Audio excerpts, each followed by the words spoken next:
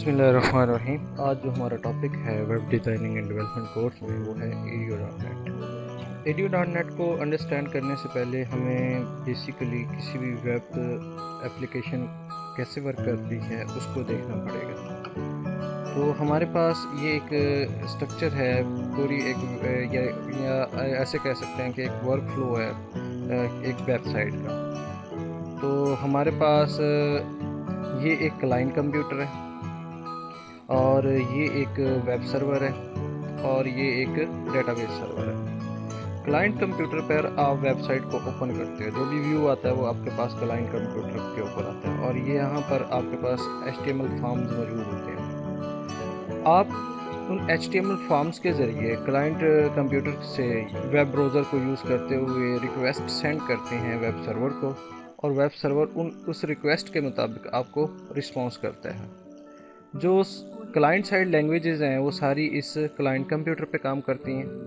जब HTTP protocol के ज़रिए आप वेब सर्वर को रिक्वेस्ट भेजते हो तो यहाँ पर पड़ी हुई वेब सर्वर साइड लैंग्वेजेस जैसे कि ASP.NET या PHP या JSP HTML फॉर्म्स के ज़रिए जब आप वेब सर्वर को रिक्वेस्ट भेजते हो तो उस वेब सर्वर में जो कोड किया होता है वो ASP PHP या JSP में जो होता है वो उसको प्रोसेस करता है और उसका रिस्पॉन्स देता है।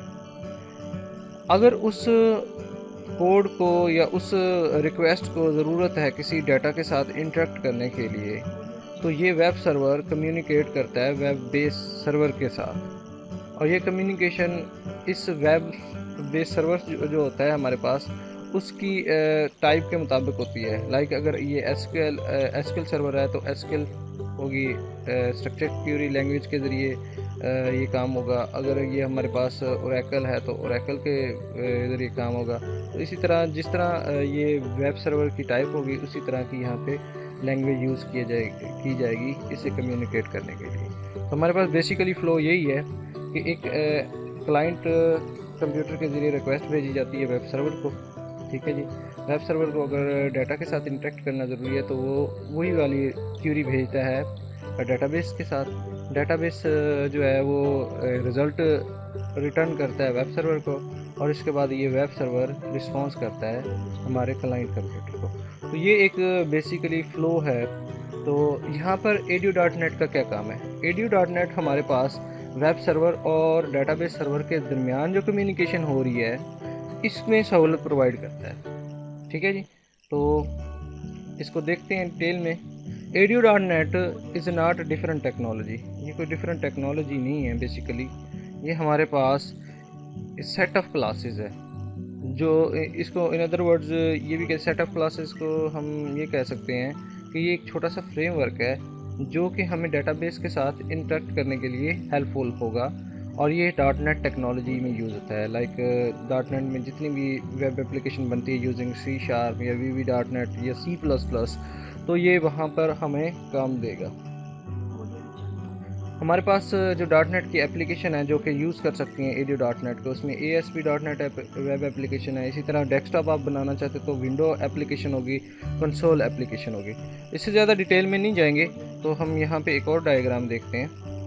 ये देखें, हमारे पास यहाँ पे वेब एप्लीकेशन है या विंडो एप्लीकेशन है या कंसोल है या अदर है, मोबाइल ऐप भी है। तो और यहाँ पे हमारे पास डिफरेंट डेटाबेस सर्वर हैं। अगर SQL सर्वर है तो edu.net की जो नेम स्पेस है system.data.sql क्लाइंट वो यूज़ करेंगे। नेम स्पेस बेसिकली ये होती है कि जो रिलेटेड क्लासेस हैं उनके हम ग्रुप बना देते होते हैं तो वो नेम स्पेस बन जाती है। अगर वो ओरेकल है तो system.data.oracle.client, अगर वो OLEDB है तो system.data.OLEDB एंड अगर वो ODBC डेटाबेस सर्वर है तो इसी तरह। edu.net कनेक्शन प्रोवाइड करता है इन वेब सर्वर और डेटाबेस सर्वर के दरमियान, कमांड एग्जीक्यूशन करवाता है, फिर डाटा को रीड करवाता है, डाटा अडाप्टर करवाता है और डाटा सेट की फैसिलिटी देता है। ये सारी चीज़ें क्या हैं हम वक्तन फ़वक्तन इसको डिस्कस करते रहेंगे। अभी हमारे पास एक एग्जांपल है। ये हमारा क्लाइंट कंप्यूटर यानी कि वेब ब्राउज़र है, क्रोम है, उसमें कुछ ओपन हुआ है एक फॉर्म। ये हमारे पास लेट्स सपोज ये विजुअल स्टूडियो है जिसमें हम कोड करते हैं ASP.NET यूजिंग C# या VB.NET, और ये हमारे पास SQL सर्वर मैनेजमेंट है जिसमें हमारे डेटाबेस पड़ी है। यहाँ पे देखते हैं हमारे पास ये SQL सर्वर मैनेजमेंट में जो डेटाबेसेस पड़ी हैं, उन डेटाबेसेस में हमारी एक डेटाबेस है शॉप के नाम पे। ठीक है जी।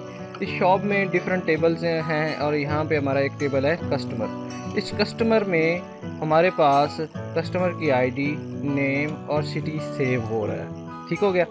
अब क्या कर रहे हैं, हमने इस वेब सर्वर, इसको लेट्स सपोज कर लेंगे ये हमारे पास वेब सर्वर है और ये हमारे पास डेटाबेस सर्वर है और ये हमारे पास क्लाइंट कंप्यूटर है। हम क्लाइंट कंप्यूटर से रिक्वेस्ट भेजेंगे वेब सर्वर को और वेब सर्वर जो है वो कम्युनिकेट करेगा डेटाबेस सर्वर से, और यहाँ पे डाटा वो सेव करना होगा, रिट्रीव करना होगा और या मॉडिफाई करना होगा, वो सारा काम हो रहा होगा।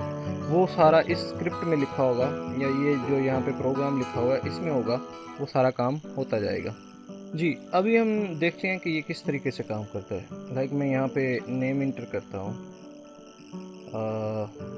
वकास, और सिटी में देता हूँ इसका बिहारी या एलसी, और यहाँ पे जैसे मैं इंसर्ट क्लिक करूँगा तो आप यहाँ पे देखेंगे, यहाँ पे ये देखेंगे ये रिकॉर्ड इंसर्ट हो गया।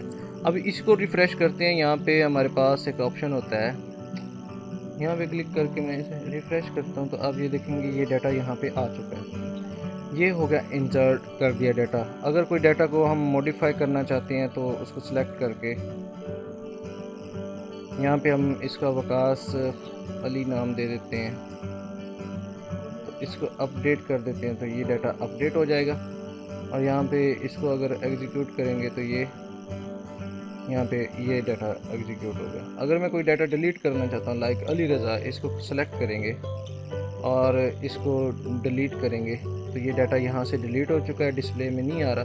तो इसको जब एग्जीक्यूट करेंगे और यहाँ पे देखें वो अली रज़ा का डाटा गायब हो चुका है। बेसिकली यही काम होता है हमारे पास edu.net का। ये डाटा आपको डिस्प्ले करवाया जा रहा है, डाटा आप नया डाटा इंसर्ट कर सकते हैं, उसी तरीके से अपडेट कर सकते हैं, उसी तरीके से आप डिलीट कर सकते हैं। ये आपके पास यहाँ से रिक्वेस्ट भेजते हैं, आप यहाँ से आप रिक्वेस्ट भेजते हैं और वो रिक्वेस्ट इस वेब सर्वर के थ्रू होती हुई डेटाबेस के साथ कम्युनिकेट करती है। यहाँ पे आपके ऊपर जो कोड आप यहाँ पे लिखेंगे, लाइक ये इंसर्ट का कोड लिखा हुआ है, फिर डिलीट अपडेट का है, डिलीट का है, ये कोड कैसे लिखते हैं ये डिटेल में आगे डिस्कस करते हैं। तो ये सारी चीज़ें जो हैं हमारे पास edu.net ये प्रोवाइड कर रही है फैसिलिटी, तो हम डेटाबेस के साथ कम्युनिकेट कर सकते हैं। तो ये एक बेसिक फ्लो था किसी भी वेबसाइट का काम करने का, वो हमने डिस्कस किया थ्रू edu.net।